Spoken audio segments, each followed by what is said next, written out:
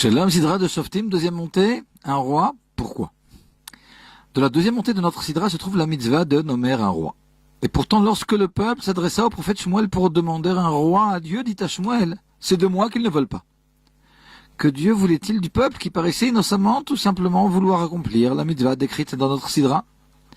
Et pourquoi, si ceci n'était pas désirable, Dieu ordonna-t-il à Shmuel de remplir la requête du peuple? La Chassidoute explique que la nomination d'un roi possède deux aspects.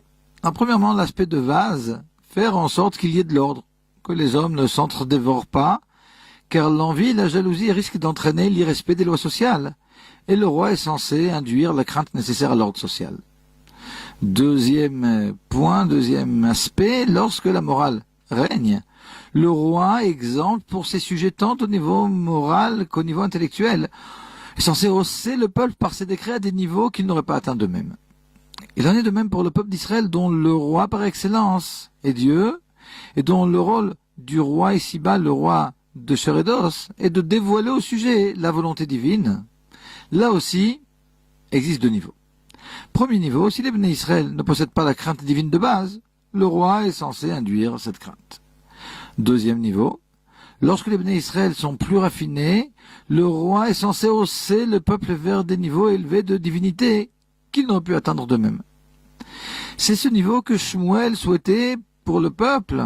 Or, lorsque les Bnei Israël demandèrent un roi comme toutes les nations, c'est ça qu'ils demandèrent à Shmuel, soit un roi dont le rôle se limiterait au rôle de base, celui d'imposer l'ordre. Dieu précisa à Shmuel que les Bnei Israël étaient encore loin, et que cette demande soulignait bien leur refus de recevoir vraiment le joug divin.